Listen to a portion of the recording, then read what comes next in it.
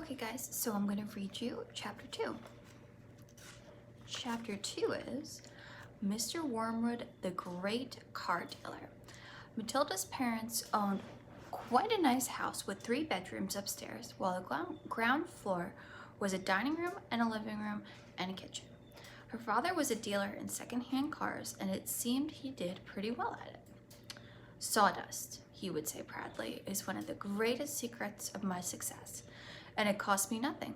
I get it free from the sawmill. What do you use it for? Matilda asked him. Ha! The father said.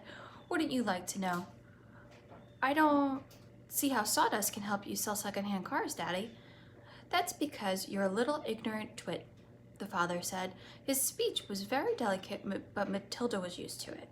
She also knew that he liked to boast and that she would egg him on it shamelessly. You must be very clever to find the use for something that costs nothing, she said. I wish I could do that. You couldn't, the father said. You're too stupid.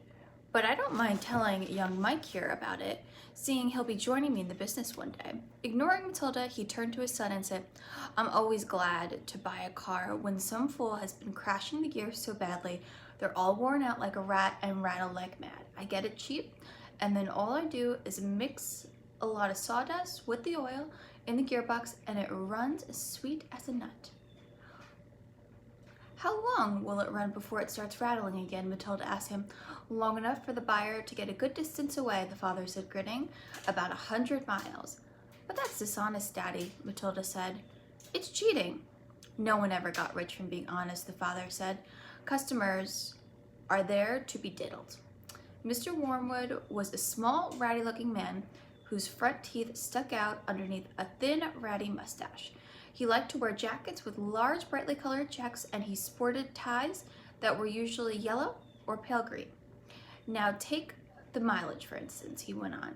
Anyone who's buying a second-hand car, the first thing he wants to know is how many miles it's done, right? Right, the son said. So if I buy an old dump that's got about 150,000 miles on the clock, I get it cheap. But no one wants to buy it with the mileage like that, do they? And these days you can't just take the speedometer and fiddle the numbers back like you used to 10 years ago. They fixed it so it was impossible to tamper with, unless you're a ready watchmaker or something. So what do? I use my brains, laddie. That's what I do.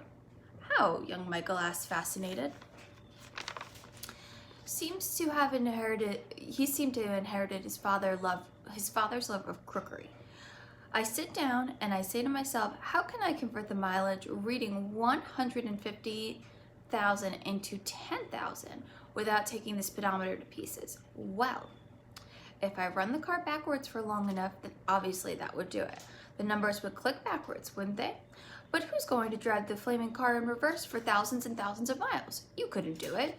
Of course you couldn't, young Michael said. So I scratch my head, the father said. I use my brains. When you've been given a fine brain like mine, you have to use it. And then all of a sudden, the answer hits me. I tell you, I feel exactly like one of those brilliant fellows who must have felt when they discovered penicillin. Eureka, I cried. I've got it. What did you do, Dad? The son asked. The speedometer, Mr. Wormwood said, is run off of a cable that is coupled with one of the front wheels. So first, I disconnect the cable or the joints of the front wheel.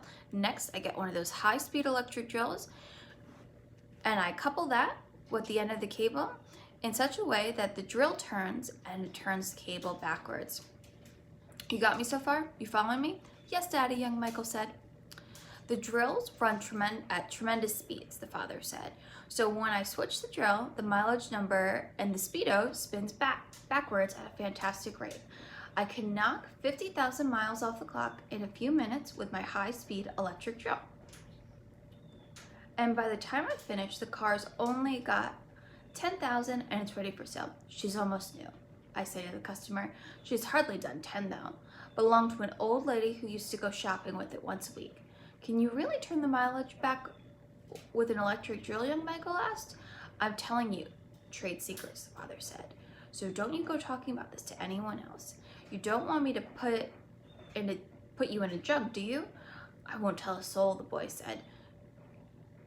Do you do this to many cars, Dad?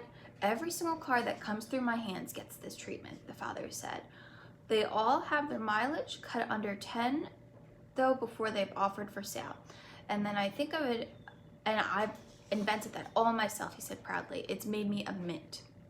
Matilda, who had been listening closely, said, But Daddy, that's even more dishonest than the sawdust. It's disgusting. You're cheating people who trust you. If you don't like it, then don't eat the food in the house, the father said. It's bought with the profits. It's dirt money, Matilda said. I hate it. 2 red spots appeared on the father's cheeks. Who the heck are you? Who the heck do you think you are? He shouted. The Archbishop of Canterbury? Something preaching honesty to me? You're just an... wait for it. Ignorant little squirt who hasn't the foggiest idea of what you're talking about. Quite right, Harry, the mother said. And Matilda, she said, you've got the nerve talking to your father like that. Now keep your nasty mouth shut so we can all watch the program in peace. They were in the living room eating their supper on their knees in front of the telly. The suppers were TV dinners in floppy aluminum containers with separate compartments for stewed meat. The boiled potatoes and peas. Mr. Wormwood sat munching her meal and her eyes glued to the American soap opera on the screen. She was a large woman whose hair was dyed platinum blonde, except you could see those mousy brown bits growing from her roots. She wore heavy makeup, and she had one of those unfortunate bulging figures where flesh appears to be strapped in all around her body to prevent it from falling out. So that's Mrs. Wormwood, Mr. Wormwood, the son, and Matilda. Mommy, Matilda said, would you mind if I ate my supper in the dining room so I could read my book? The father glanced up sharply. I would mind, he snapped. Supper is a family gathering, and no one leaves the table till it's over. But we're not at a table, Matilda said. We never are. We're always eating on our knees and watching the telly. What's wrong with watching the telly, may I ask? The father said, his voice suddenly becoming soft and dangerous. Matilda didn't trust herself to answer him, so she kept quiet. She could feel the anger boiling up inside her. She knew it was wrong to hate her parents like this, but she was finding it very hard not to do so. All the reading she had done had given her a view that they had never seen. If only they would read a little Dickens or Kipling, they would soon discover that there was more to life than cheating people and watching television. Another thing, she resented being told constantly that she was ignorant and stupid when she knew she wasn't. The anger inside her went on boiling and boiling, and then she lay in bed that night. She made a decision. She decided that every time her father and mother were beastly to her, she would get her own back. She would get them back in some way or another.